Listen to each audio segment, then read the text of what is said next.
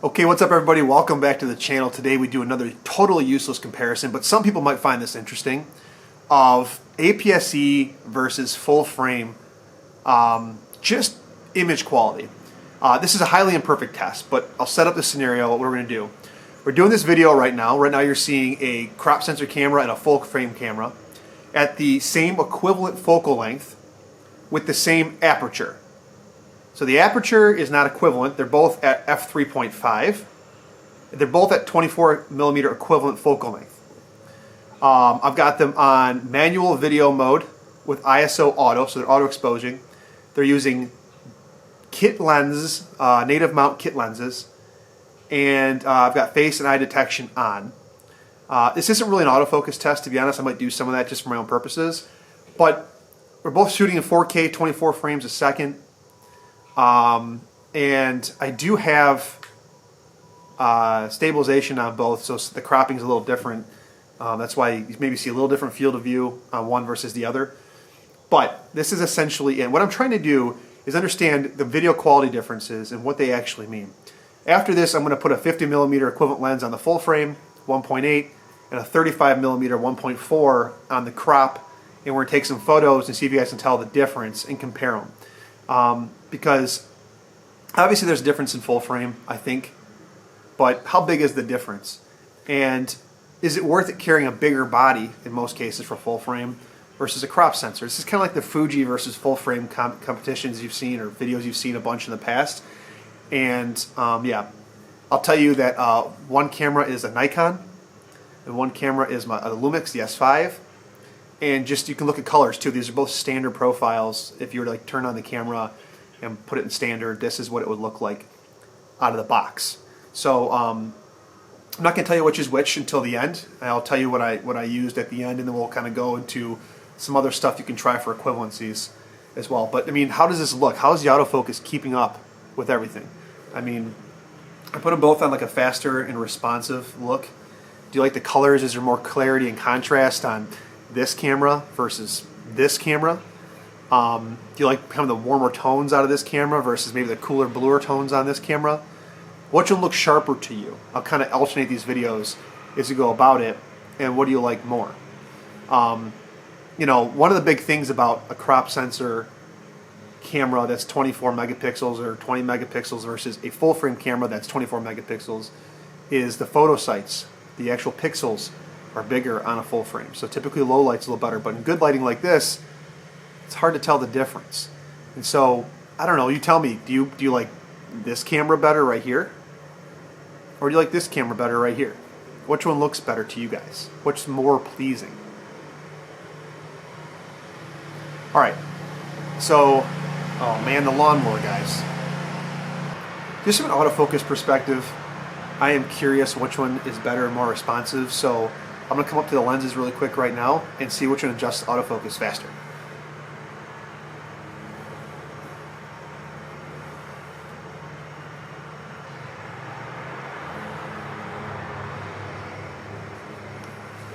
If I put my hand up in front of these, what happens? Down. Obviously one's phase detection, one's contrast, phase. I'm going to look at these in post. We'll see. Okay, that concludes this part of the test. That was basically it. Okay, so now what I'm going to do is I'm going to stop the camera here, and I'm going to put the equivalent 50 millimeter focal lengths on, shoot some photos, put them side by side, camera A, camera B, and you guys tell me which one looks better. Okay.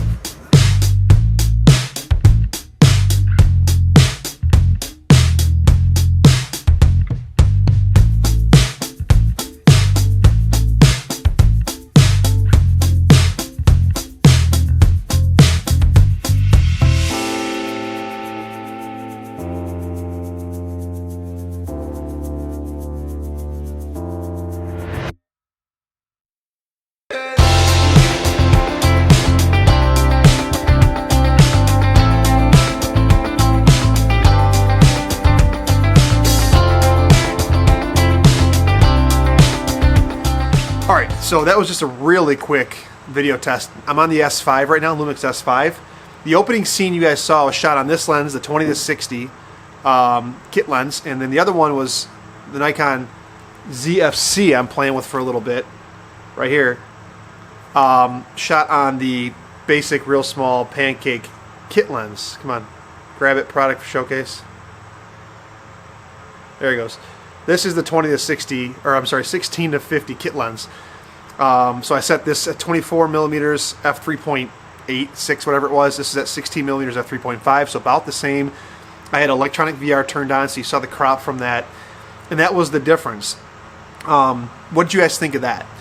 The photos I took, and this is a little bit of an unfair test, were shot on the Lumix with the 50 millimeter f1.8 lens right here, and the Nikon doesn't have a 35 f1.4 native mount unless I were to go get like an F mount and adapt it, which I don't have the adapter for.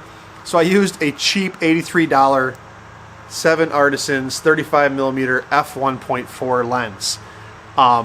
So now what I want to do is I want to take this 20-60 with IBIS, because that's what this camera has. Just walk down the street real fast. I have it on auto exposure, set to 1/50th f3.5. Might have to adjust the shutter speed because it's too bright. How does IBIS work? And then what I'm going to do is throw on the kit lens again and put electronic VR on, plus this has OIS in the lens, to see how that does comparatively. And then, because if you want to get equivalent depth of fields to get real shallow, I have this Viltrox 13 millimeter, grab it camera, Viltrox 13 millimeter f1.4 lens that I'm going to put on as well and do the same thing. So let's grab this camera since it's already on, and let's go for a quick walk down the street and see how it does. I will adjust the shutter speed but not the aperture to make sure that the depth of field, I'm sorry, the shutter speed doesn't overexpose. So here we go.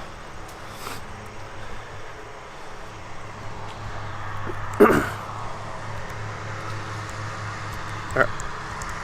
Adjusting shutter speed, there we go. Pretty bright. And how's the stabilization if I hold it like this? Pretty good. All right, let's turn. Boom, go like this. I'm walking right now. I'm a heavy walker. How is IBIS doing? I watched my other video that I did this with, and I thought the IBIS did a really, really, really good job. So that is the Lumix with the 20-60.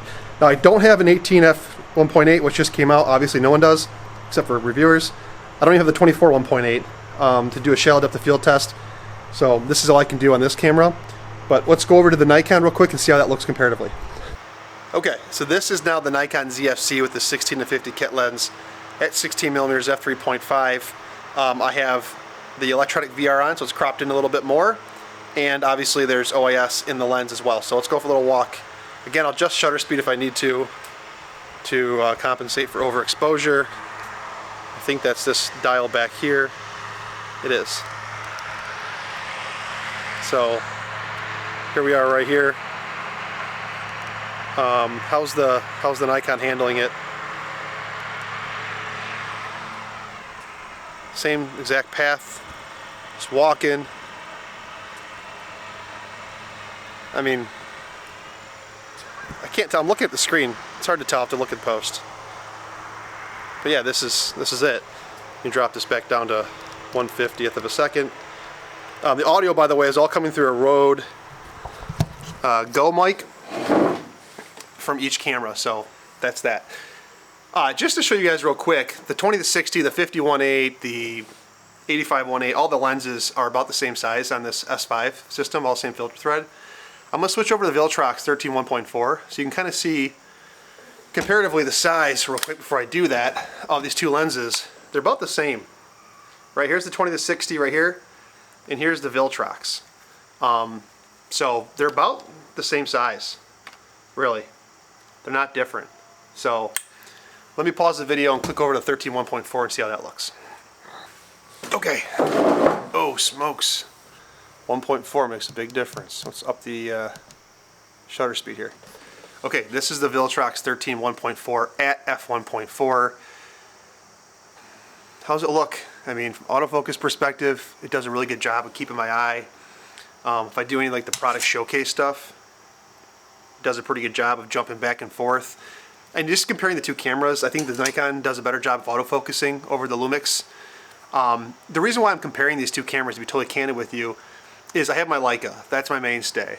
I'm going to keep one other camera. I determined that the Leica can't be the only camera. And so, do I want to stay in the Lumix family, which I really love this camera, full frame, 2 card slots. The S5 is probably the best value camera on the market right now. Maybe the Nikon Z5 is another one. And then this Nikon ZFC looks really cool. I like putting some of the smaller vintage lenses on it. And so I think that's a cool look. And also the Nikon lens lineup is more flushed out in my opinion, not for Z mount, but in whole if you can consider F mount, than L mount. And I say that I hesitate because L mount's very flushed out. It's just that if you go into what their full lens lineup is, the Sigma lenses don't work as well on Lumix bodies as the actual Lumix lenses do. So that's a problem. Also, you know, as I keep a second camera, I want it to be kind of smaller, lighter, portable. They both kind of fit the bill. They're not too big, too heavy. I want to be able to do some sports action and wildlife with them. The Nikon lens mount, I'm sorry, the Lumix lenses, you really have the 150 to 600 Sigma lens, which is good. But I think Nikon has more options there, especially native glass, whether it's F or Z mount. And you know, with the Nikon Z mount being on the ZFC, there's an upgrade path to full frame if you want to do that as well in the future. There really is no way to go, wrong way to go here. The S5 has 2 card slots, the ZFC does not. The S5 has a better grip for longer. There's just a lot of differences here. I've been shooting with both and they're both really good. I've run through Capture One. They both look really, really good. So let's go for a quick walk with the 13 1.4. I'm gonna have to ramp up shutter big time on this one too. Now there's no VR in the lens on this one, so how does the electronic VR, which is still on, compensate for the bounces and the jitters? Let's go out in the open here. How's the depth of field look? I'm watching the ISO, auto ISO step down as it tries to compensate for the increase in light. See, I go into shadow here, see how it adjusts. Back into brightness. How is it doing? Can I vlog with this, or is this not good enough with a non-stabilized lens on a electronic VR body? So let me pause this. You guys have kind of seen all the different lenses and what I have available to me right now and what that looks like. And we're gonna review this in post, and I'll make some comments afterwards. And I'll see you guys back in my my office. See ya.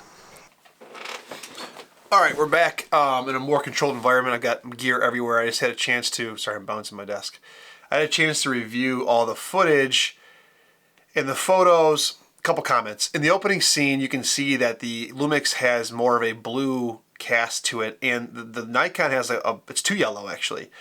Behind me, if you go back and look at it, there's white trim around like the wall of my house, and it looks yellowish. So that's a white balance issue. I don't know if the camera just never adjusted, or the fact that like there was so much blue behind me because my house is blue that it overcompensated with a lot of yellow. So that might just be like a scenario thing where I have to like go and do a set white balance. Maybe that wasn't fair.